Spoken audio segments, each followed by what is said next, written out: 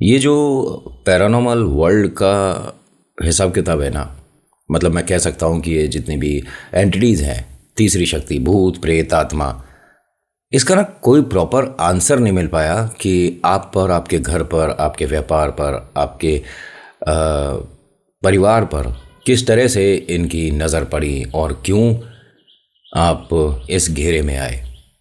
क्योंकि इनकी गलती कुछ ऐसी खास बड़ी थी नहीं। मयंक, मंजू, सोनल, श्रुति, शुभम, बट फिर भी सारा घर एक ऐसी प्रॉब्लम के बीच में आ गया जिसमें सॉल्यूशन मांगने में शर्म आ रही थी कि किसी को ये बताएंगे कि हमारे साथ कोई भूत प्रेत वाली घटना हो रही है तो मजाक बन जाएगा।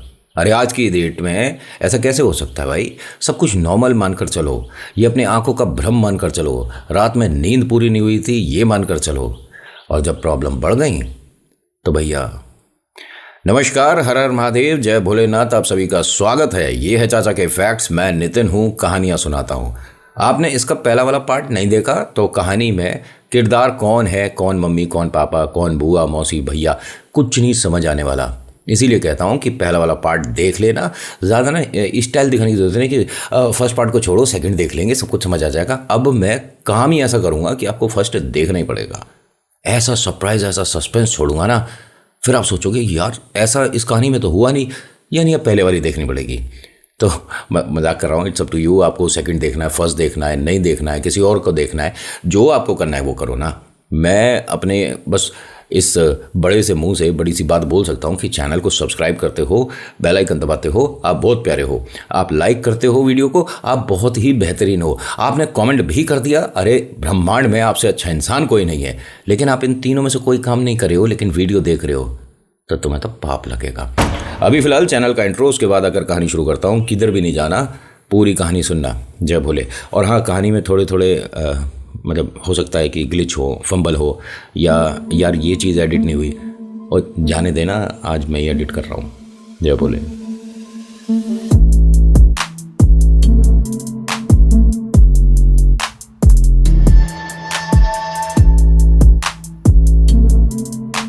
मयंक मंजू को सुबह सुबह, मंजू की जो बहना है सोनल, उसने ये बात बताई कि रात कुछ अजीब सा रहा था और मुझे एक औरत है वो दिखी है और उसकी आवाज़ आई है, उसने मुझे बुलाया है।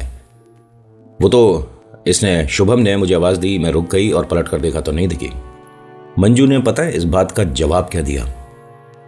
उसकी तरफ देखकर फिर अपना चाय बनाने लग गई। कहानी बना रही है, बात खत्म हो गई। इसने कहा, एक मिनट, आपको मेरी बात समझ नहीं आई मैंने क्या बोला है?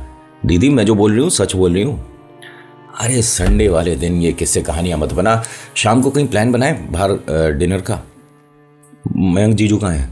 वो अभी नीचे गए हैं, बटर लाना था ना, आज मैं सबके लिए बढ़िया बढ़िया खाना बनाऊंगी। देखो आज स्टाइलिश और स्पेशलिस्ट तुम्हारे सामने आ गई है। दीदी जीजू कब तक आएंगे? बस आने वाले हैं, कुछ देर में वो आ गए, ब्रेड बटर और पता नहीं बाकी चीज़ें लेकर। क्या हो गया, तू टेंशन में क्यों सोनल? कॉलेज की फीस? अरे नहीं कुछ नहीं, सब कुछ डिपॉजिट है। आप यहाँ बैठो सामने। दीदी आप भी गैस बंद करके आओ, यहाँ बैठो सामने। बिठा दिया। दोनों बच्चे भी सो रहे थे, श्रुति और शुभम, जानते हो ना दोनों को। सोनल ने बताया कि हमारे इस घर में कोई नेगेटिविटी है। अब दोनों जने उसे देखें, घर में नेगेटिविटी है, ये तुझे क्यों लग रहा है? बच्चों के मजाक की वजह से वो अलमारी में चला गया था। अरे तू बच्चों को जानती तो है। नहीं नहीं, मैं बच्चों की नहीं अपनी बात कर रही हूँ। मैंने प्रॉपर एक औरत देखी है जो हमारे घर की नहीं थी। हमारा मेन डोर भी बंद था, कोई ऐसा नहीं अपार्टमेंट में दूसरे घर से कोई औरत आकर यहाँ खड़ी हो गई। मैंने एक औरत को देखा है और उसने मेरा नाम लिया। मैं उसके साथ साथ जाने ही वाली थी, तभी मुझे शुभम ने रोक दिया। अच्छा, उसके बाद? उसके बाद तो पूरी रात ऐसा कुछ हुआ नहीं डरावना। जब हो तो बताना। जीजू मैं मजाक नहीं कर रही हूँ। अरे ठीक है यार, तू कहानी बना रही है, रात नींद पूरी नहीं होगी अच्छे से, और होता है बच्चे जब साथ में सो रहे हैं ना तो वो थोड़ा तेरे को डिस्टर्ब कर रहे होंगे बीच बीच में, कहानी वगैरह सुनाई होगी, थक गई होगी। एक मिनट, मैं बच्चों के साथ क्या पहली बार आराम कर रही थी या सो रही थी? बच्चे, आप मतलब मेरी बात बिल्कुल से मजाक समझ रहे हो? हाँ लग तो ऐसा ही रहा है। ठीक है, अब अगर आपके साथ भी कुछ हो ना तभी मैं इस बात का जिक्र करूंगी, अब नहीं करूंगी। ये बोलकर यहाँ से चली गई। तो ये जो सोनल है अपने रूम में चली गई, और ये मॉर्निंग की बात बता रहा हूँ, रात नहीं हो रही इस टाइम, ठीक है, सुबह 8 साढ़े 8 बजे के आसपास का समय था। सोनल अपने आप से बात करे जा रही थी, मेरी बात पर तो कोई यकीन ही नहीं करता। और उस वक्त ये ना बेडशीट वगैरह कुछ तय वगैरह कर रही थी, जिस तरफ ये लेटी थी पिलो वगैरह को सही कर रही है, बेड ठीक कर रही है, कर्टेन वगैरह झाड़ रही है, थोड़ा सा डस्टिंग वगैरह कर रही थी और अपने आप से बात कर रही थी। मैं जो कह रही थी, मेरी बात पे कोई यकीन नहीं कर रहा है।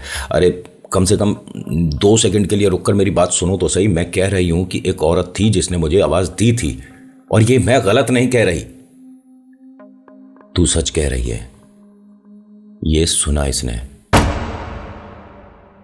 इसके हाथ में डस्टिंग के लिए जो चीज़ें थीं वो सब हाथ से छूट गया। पलट कर देखती है, पूरे रूम में कोई भी नहीं है, इसके अलावा दोनों बच्चे सो रहे हैं। इसने क्लियर सुना है ये, तू सच कह रही है। सामने देखती है, डाइनिंग टेबल पर जीजू बैठे अखबार पढ़ रहे हैं, दीदी रसोई में खाना प्रिपेयर कर रही हैं, बच्चे दोनों सो रहे हैं। सोनल को यहाँ पसीने आने शुरू हो गए। ये बेड के कॉर्नर पे बैठती है, आसपास देखना शुरू करती है। एक बार मुझे आंटी जी से बात करना पड़ेगा। और ये आंटी किसको बोल रही है? जो मंजू की सास है। पता है ना, उनके बारे में बताया था, गांव रहती थी और गांव में उतारा करती थी। बट अब ये अपने बड़े बेटे, जिनका नाम क्या था, आकाश, उनके पास रहती हैं। दादी भी और दादा भी। एक बार उनसे बात करूंगी तभी जाकर मेरे को चैन मिलेगा। इसने अपना पसीना वसीना पोंछा और एक काम करती हूँ, जब तक बच्चे उठते हैं नहा लेती हूँ, पूजा कर लेती हूँ। दीदी मैं नहाने जा रही हूँ और उसके बाद ना मैं अपनी एक फ्रेंड है, शायद उसके घर जाऊँगी। ओ सुन, अच्छा तुझे कहीं भी जाना है जा, लेकिन ये बेकार की बात किसी से डिस्कस मत करियो, तेरा भी मजाक बनेगा, हमारे घर का भी। नहीं, एक मिनट, कौन सी बेकार की बात? देख फिर से शुरू मत हो, मुझे बनाने दे खाना, और बहुत सोच समझ कर बना रही हूँ मैं, और यूट्यूब से देखकर आज बन रहा है ब्रेकफास्ट। तो जीजू हंसकर कहते हैं कि बस फिर तो बन गया, ऐसा लगता है मुझे बाहर से ऑर्डर कर लेना चाहिए। अरे बना रही हूँ। अच्छा। यहाँ बात फिर से इग्नोर हो गई और इसे बोल दिया गया कि ये जो तेरे साथ हुआ है ना, ये किसी को बताना नहीं है, मजाक बन जाएगा। आज की डेट में ये सारी चीज़ें होती नहीं है, भूत प्रेत जिन्न ब्लैक मैजिक कुछ नहीं होता है। अब ये फटाफट से नहाने गई। अब होता क्या है कि सोनल जिस वक्त नहा रही थी उस वक्त इसने 3 बार 4 बार जो शावर है, फवारा है, उसे बंद किया आवाज सुनने के लिए। इसे कोई आवाज दे रहा है, इसने शावर बंद किया। दीदी कुछ कह रही थी क्या? नहीं नहीं। फिर दोबारा से शावर चला दिया।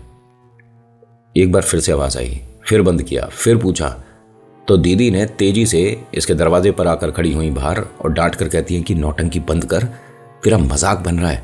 जीजू हंस रहे हैं ये सब कुछ सुनकर। ये डर रही थी, चेहरे पर पसीना है कि पानी समझ नहीं आ रहा था। यही होता है जब आप ऐसी सिचुएशन में धीरे धीरे बहुत गहराई तक जाने लग जाते हो। मदद करने वाला तो कोई नहीं, डरावने एक्सपीरियंस ज़्यादा हो जाते हैं। आज से पहले इसे कभी कुछ ऐसा हुआ नहीं था। ये फटाफट से अपना यहाँ नहाना कंप्लीट करती है। डर डर कर ना पूरे वॉशरूम को देख रही थी कि कोई मतलब अगर हो तो दिखेगा, ऐसा कोई बहुत ज़्यादा बड़ा तो नहीं है, नॉर्मल सा वॉशरूम है। नहा कर आती है, फटाफट से अपने कपड़े वगैरह चेंज करती है। जिस वक्त ये अपने बाल ड्राई कर रही थी, मतलब शैम्पू किया था, उसके बाद सुखाते हैं ना, बहुत सी माताएं बहनें तो गुस्से में बाल सुखाती हैं, हाथ में तौलिया पकड़ लेंगी है, मतलब कुछ ऐसा। एक बार मैंने देख लिया था, दिल में डर सा बैठ गया, मैंने ये क्या हो रहा था इसे। बाद में पता पड़ा कि तो बाल सुखा रही थी। मैंने ओह माय गॉड, इतना ज़रूरी है सुखाना। सोनल जिस वक्त ड्रायर से अपने बालों को ड्राई कर रही थी उस वक्त इन्हें शौक लगा। पहले तो हाथ से ड्रायर छूट गया। दीदी जीजू दोनों एकदम भागकर इसके पास आए कि क्या हो गया। ये ड्रेसिंग टेबल के पास ही सॉकेट था जहाँ पर इन्होंने प्लग कर रखा था, और जब ड्राई कर रही थी झटका लगा और हाथ से छूट गया। ध्यान से सुनना, ये जो इनका ड्रायर था ये गिरा है किस पर? जो जो ड्रेसिंग टेबल था उस पर। शीशा क्यों टूटेगा? पूरे शीशे पे ऐसे दरार आई है जैसे किसी ने निशान लगा के प्रॉपर ब्लेड से काटा हो। बीच में से एकदम ऊपर तक आधा इधर आधा उधर, लेकिन टूटकर गिरा नहीं था, दरार आ गई थी। ये चीज़ देखी दीदी ने, मंजू ने।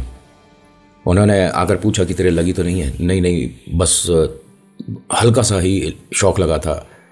ये अच्छे ब्रांड का है, आज से पहले कभी हुआ भी नहीं। आज से कभी कोई प्रॉब्लम भी नहीं हुई पहले, और इसे तो बच्चे भी यूज़ कर लेते हैं स्कूल जाने से पहले, कभी बाल गीले हैं तो फटाफट से ड्राई कर लिया, ये तो बेकार की चीज़ है।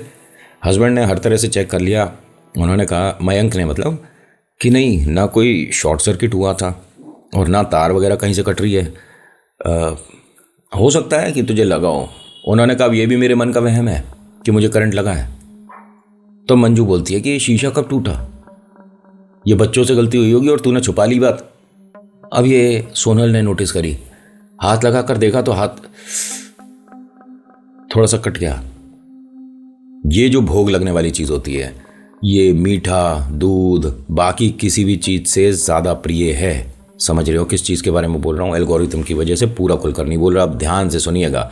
ये जो शीशा था जो कटा हुआ था, बीच में विभाजित हो गया ना, इसमें वो हाथ लगा के देख रही थी कि कब टूटा, उसी में हाथ कट गया हल्का सा और लग गया वहां। ये मयंक फटाफट गए, टिश्यू पेपर लाते हैं, उससे पहुंचते हैं।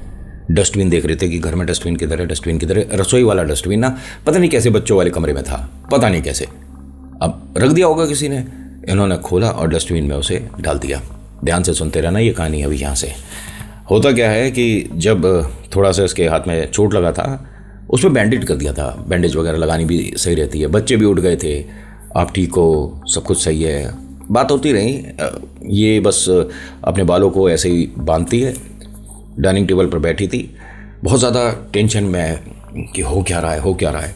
बच्चे अपने कमरे में थे और जो दीदी हैं मंजू, वो रसोई में थी। सुबह की बात है, ये ध्यान से सुनते रहना, क्योंकि भूत प्रेत आत्माएं रात के अंधेरे में डराती हैं, ज़्यादा अपनी पकड़ बनाती हैं।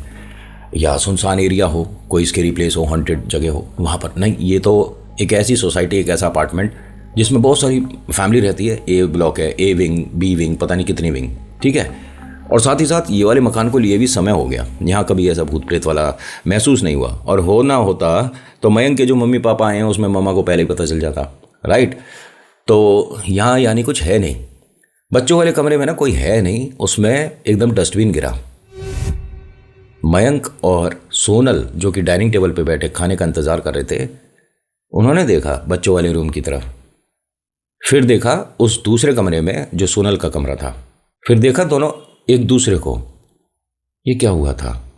जीजू मैं गलत नहीं कह रही, वो जो डस्टबिन है वो हल्का सा रोल हुआ, तो इनके दरवाजे के पास में मतलब वो दिखने लग गया। पहले वो दिख नहीं रहा था, बस आवाज आई थी कि कुछ गिरा है, लेकिन अब डस्टबिन दिख रहा था। मयंक ने कहा, तू बैठ, वो डस्टबिन गिर गया है, मैं उठाती हूं।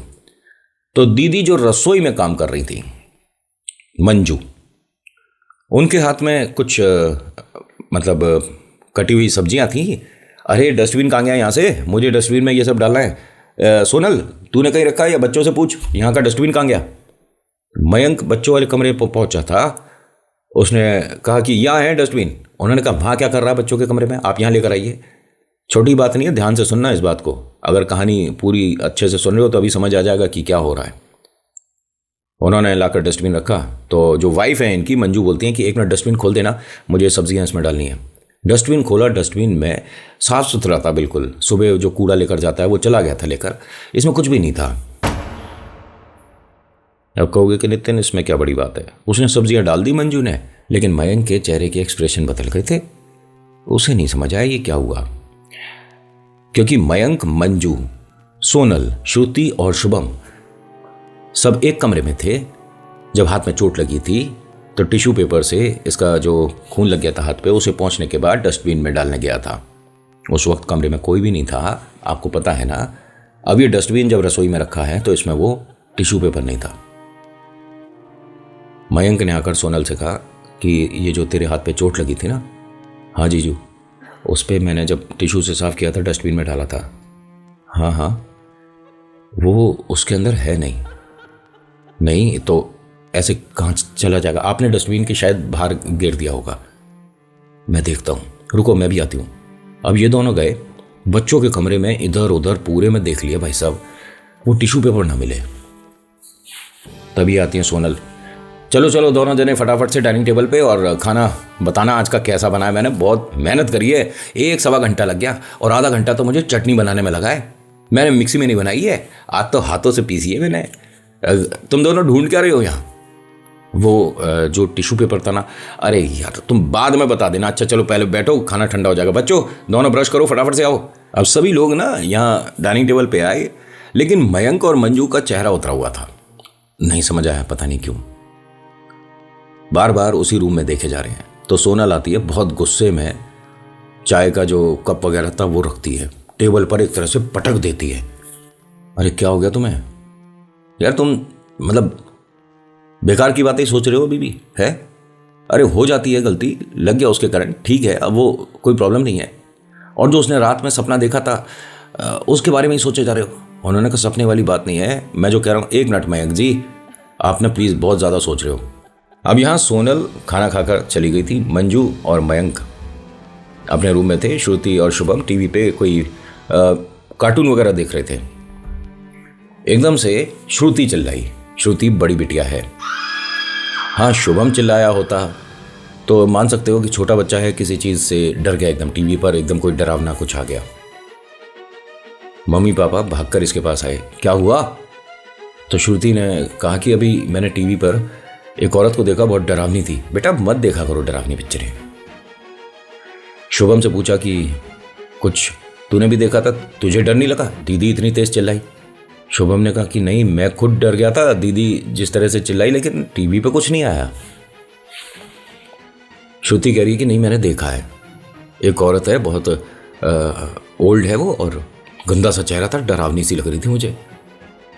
अच्छा ठीक है, टीवी बंद करो और जाओ नीचे खेलो, ग्राउंड में देखो बच्चे आ गए होंगे। हाँ चलो हम दोनों जाते हैं। और संडे है, देखो दूसरे वाले पार्क में मत जाना, अपनी वाली विंग के सामने खेलना, मुझे ऊपर से दिखने चाहिए तुम दोनों खेलते हुए, समझ रहे हो? हाँ हम जा रहे हैं मम्मा। अब इन दोनों ने अपना थोड़ा बहुत बॉल बैट जो भी लेना था लिया, और यूज टू हैं, इन्हें ऐसा कोई डर नहीं कि लिफ्ट में अकेला बच्चा जा रहा है। भाई जो अपार्टमेंट में रहते हैं वो बच्चे थोड़ा सा जल्दी एडवांस बड़े हो जाते हैं, है ना? और ये कोई प्रॉब्लम नहीं है, ये एक तरह अच्छी बात है। उनके मन से डर निकलता है कि अगर आप लिफ्ट से जा रहे हो, गलत फ्लोर पे उतर गए तो वापस कैसे मैनेज करोगे। किसी के लिए ये बहुत छोटी बात होगी और किसी के लिए ये बहुत बड़ी बात होती है। अब श्रुति शुभम नीचे आ गए ग्राउंड में, और नीचे से मम्मा को इशारा कर दिया कि हम आ गए। उन्होंने भी बालकनी से देख लिया। ठीक है बेटा खेलो। अब आवाज़ कितनी पहुंचे, लेकिन एक्सप्रेशन तो पहुंच ही रहे थे। श्रुति लगातार घर की तरफ ही देखे जा रही है। जो माँ है मंजू, उसने इशारा करा कि खेलो ना बेटा, जाओ। वो देखे जा रही है, देखे जा रही है, हाथ एकदम सीधे। हाथ में पहले बॉल थी, टेनिस बॉल थी, वो छूट गई और सिर्फ माँ को ऐसे देखे जा रही है। श्रुति की आवाज आई कमरे से, बच्चों के कमरे से, माँ। ये मंजू एकदम डर गई, क्या कि घर में कैसे आवाज आई है इसके। और सामने श्रुति खड़ी है नीचे ग्राउंड में बच्चों के साथ। एक बच्चा आया, श्रुति का हाथ पकड़ कर ले गया और वो खेलना शुरू हो गए। ये दुपट्टे से अपने पूरे चेहरे को पहले पसीना पोंछती है। ये इतनी घबराई हुई बालकनी में खड़ी हैं और ये कहती हैं कि धीरे धीरे मेरी आंखों के आगे अंधेरा सा छाने लग गया था। इनकी आंखें पलट रही थीं और ये कहाँ खड़ी हैं? बालकनी में। सिर्फ एक गलती और परिवार में मातम। वो होने ही वाला था, तभी मयंक आता है और उसने एकदम इन्हें पकड़ लिया। क्या कर रही है? ये नहीं, मैं ठीक हूँ। अरे तेरे चेहरे पे इतने पसीना कैसे आ रहा है? बैठ बैठ, एक मिनट बैठ, मैं पानी लाता हूँ, बीपी देखता हूँ। वो पानी ला कर दिया, बीपी देखा, सब कुछ नॉर्मल है। हुआ क्या था? और ये तेरी आंखें कैसी हो रही थी? पुतलियां घूम गई थी। आपने एक चीज नोटिस करी है? किस किस को महसूस हुआ अभी कुछ घर में? मंजू, सोनल, श्रुति। समझ रहे हो? देखी कौन है? औरत। ये जो औरत है इस घर में, जो प्रेत है, अभी इसके साथ एक बच्चा भी है। और ये एक ऐसी प्रजाति है जिसमें सबसे पहले बच्चों को एक नया दोस्त मिलता है। उसके बाद जो घर की महिलाएं हैं, गलती से अगर गर्भवती हुई तो कोख पर एक ऐसी चीज बैठ जाती है जिसका अगर उतारा नहीं कराओगे तो डिलीवरी आपके हक में नहीं होने वाली।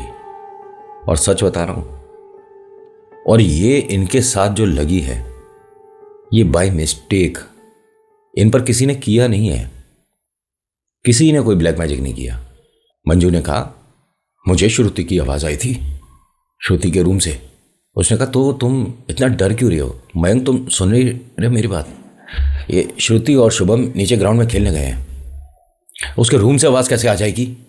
नहीं नहीं, तुम पता नहीं, एक काम करते हैं, पहले रिलैक्स हो जाओ, डॉक्टर को दिखाता हूँ आज, शायद तुम्हारा मन। एक मिनट, सोनल जो बता रही थी वो गलत नहीं था, जो बच्चे बता रहे थे, श्रुति डरी थी, चिल्लाई थी, टीवी देख रही थी अपने रूम में। अरे तो इनके रूम में कुछ है, तुमने बताया था कि डस्टबिन में तुमने टिश्यू पेपर डाला था, कौन से रूम में था डस्टबिन? बच्चों के रूम में। फिर वहां से कहाँ गया? एक काम करते हैं, बच्चे और सोनल के आने से पहले इनके रूम को अच्छे से साफ वगैरह करते हैं, देखते हैं कहीं रूम में कोई चीज़ है क्या, कोई हमारे घर में बाहर से आया है क्या, कुछ ब्लैक मैजिक को मानते हो तुम? अच्छा सुन, दिमाग में ये चीज़ बिल्कुल मत ला घर में, समझ आ गई? और अगर ऐसा है भी तो तेरे को डरने की क्या बात है? मैं अभी माँ को फ़ोन करता हूँ ना, 1-1.25 लगता है भैया के घर से माता पिता को यहाँ पे आने में, माँ घर में आते के साथ ही बता देंगी, तू परेशान मत हो, सब कुछ ठीक है। एक मिनट, मुझे अपने लिए या तुम्हारे लिए सच में कोई प्रॉब्लम नहीं है, मुझे सिर्फ बच्चों की और सोनल की परवाह है, सोनल भी हमारी बच्ची जैसी है ना। अरे किसी को कुछ नहीं होगा, तू कहाँ की बात कहाँ सोच रही है? चल एक काम करते हैं, रूम में बच्चों के कमरे को साफ करते हैं। ये दोनों गए, डस्टिंग वगैरह करते रहे, झाड़ू पोंछा खूब कर लिया, अच्छे से साफ सफाई कर ली। एक अजीब सी आवाज आ रही है इस रूम में। ये होता है कभी कभी जैसे चूहा कुतर रहा हो, है ना, इस तरह की आवाज सी आ रही थी। इन दोनों ने सुना, थोड़ी सी अलमारी हिलाकर देखी, ये वो वाली अलमारी है जो अभी खरीद कर लाए थे, पहला पार्ट सुना था ना। ये आवाज आनी बंद हो गई। एक मिनट, अलमारी के नीचे या पीछे चूहा वगैरह? अरे चूहा कहाँ से आ जाएगा? एक काम करता हूँ, अलमारी को, उसमें ना रोलर वगैरह भी लग रहे थे, रोलर कह रहा हूँ, टायर बोलते हैं ना, टायर वगैरह भी लग रहे थे। तो इन दोनों ने थोड़ी सी हिम्मत दिखाई और इस अलमारी को बाहर को खींचा। पीछे दीवार पे कोई गंदगी नहीं, सब कुछ साफ है, नीचे का मार्बल टाइल भी साफ है, सब कुछ ठीक है। अलमारी को दोबारा से उसी जगह प्लेस कर दिया। अलमारी का बाहर से कुंडा खोला, इसे जब खोला हाथ पैर फूल गए इनके।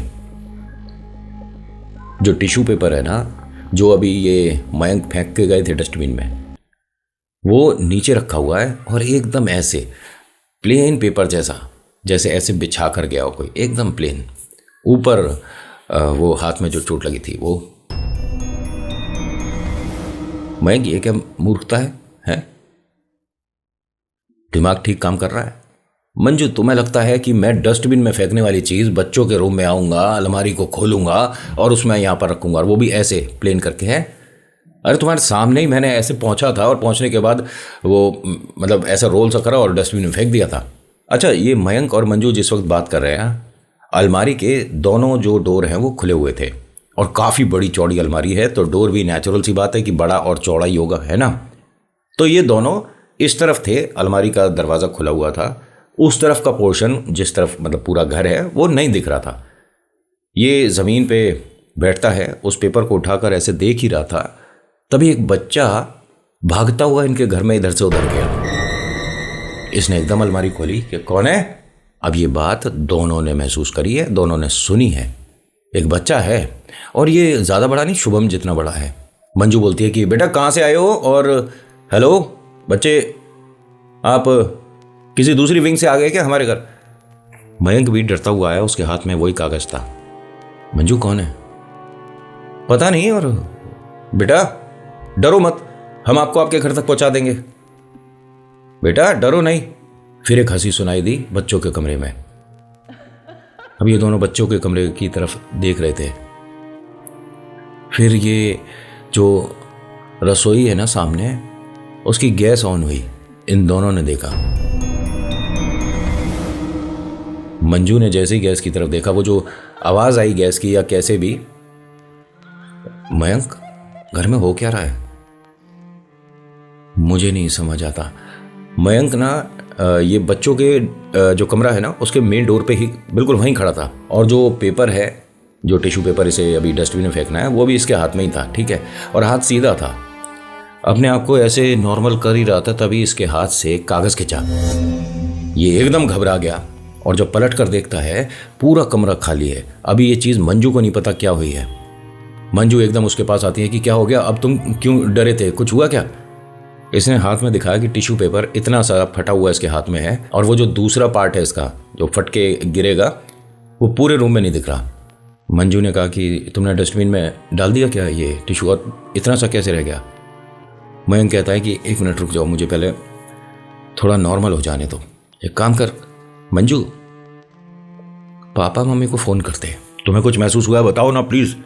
नहीं नहीं, मम्मी को फ़ोन करो, कुछ बहुत बड़ी गड़बड़ है इस घर में। अच्छा, वो सामने जो फैमिली रहती है उनसे तेरे टर्म्स वगैरह कैसे हैं? अच्छा वो, हाँ बहुत अच्छे हैं, मेरी दोस्त ही है। क्यों? तुम सब जब तक मम्मी पापा यहाँ नहीं आते ना वो सामने रुकोगे, इस घर में सिर्फ मैं रुकूंगा। 1 मिनट मतलब? हाँ, श्रुति, शुभम, सोनल और मंजू, तू सब लोग सामने वाले अपनी दोस्त के प्लीज़ रुक। हुआ क्या है?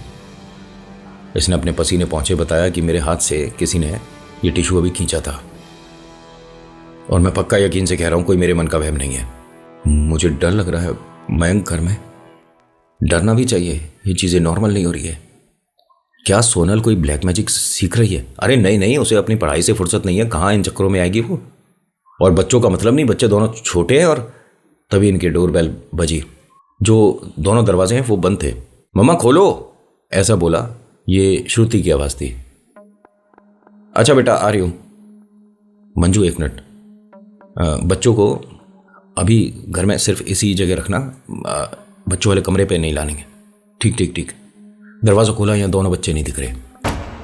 श्रुति, शुभम, देखो ये मजाक का टाइम नहीं है बेटा, कहाँ हो? श्रुति, शुभम, अब बहुत बार बोला। पापा ने भी दरवाजे पर आकर देख लिया, श्रुति शुभम नहीं है। फिर बालकनी में जाकर देखा ग्राउंड में खेल ले। मयंक और मंजू के हाथ पैर फूलने शुरू हो गए। भाई हमारे घर में ये चल क्या रहा है? यानी ये चीज़ अब प्रॉपर अपना होने का एहसास करा रही है। और ये दिन की बात बता रहा हूँ, अभी रात नहीं हुई है, क्योंकि रात में तो बहुत ज़्यादा भयानक होगा। अभी ये वापस से बच्चों के कमरे में आए, वो जो टिश्यू पेपर फटा था उसको देखकर बस घर से बाहर करना था। पूरे में ढूंढ लिया, नहीं है। अलमारी में दोबारा से देखे, अरे अलमारी में कहाँ से चला जाएगा? नहीं, फिर भी मेरे मन की तसल्ली के लिए एक बार अलमारी खोला। अलमारी खोला तो उसके अंदर टिश्यू पेपर, बाकी जो पीस बचा हुआ था ना वो गुड़ो मुड़ो करा हुआ ऐसे ही पड़ा था। दोनों एक दूसरे को देख रहे हैं। मंजू ने एक बहुत सही और सटीक बात बोली थी, बट ये पॉसिबल नहीं है, कोई भी नहीं करेगा घर में। मंजू ने क्या कहा कि आप एक काम करिए, लाइटर लाइए और इसमें यहाँ आग लगा दीजिए। अगर उस टिश्यू पे वहीं की वहीं आग लगा देते तो 70% चीज़ें रुक जाती। बट ऐसा कौन करेगा? नेचुरल सी बात है, आपको घर में अपनी चीज़ों से प्यार है ना भाई, आग क्या रूप पकड़ ले। मयंक और मंजू की हालत बहुत ज़्यादा खराब हो रही थी, डर बढ़ रहा था। ठीक है, एकदम से इनके मोबाइल पे इसने दोबारा से ये टिश्यू पेपर उठाया और उसको ना ऐसे लेकर जा रहा था कि मैं अपनी आंखों के सामने रखूंगा, इसके साथ जो भी चीज़ हो रही होगी ना अभी दिख जाएगी।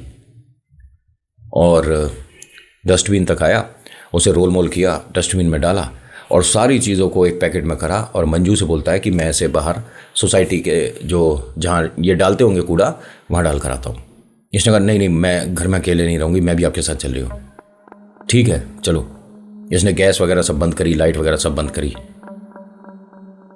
यहाँ से ये दोनों लिफ्ट में डरे हुए, चेहरे पर तमाम पसीना, जो इनका कूड़ा घर था वहाँ तक आए, डस्ट वहाँ पर फेंका। जब वापस आ रहे थे तो श्रुति, शुभम, मम्मा पापा हम ना अभी यहाँ एक कंपटीशन करने वाले हैं, अभी हम रेस करेंगे और फिर बड़े झूले पे जाएंगे। ठीक है बेटा आप खेलो।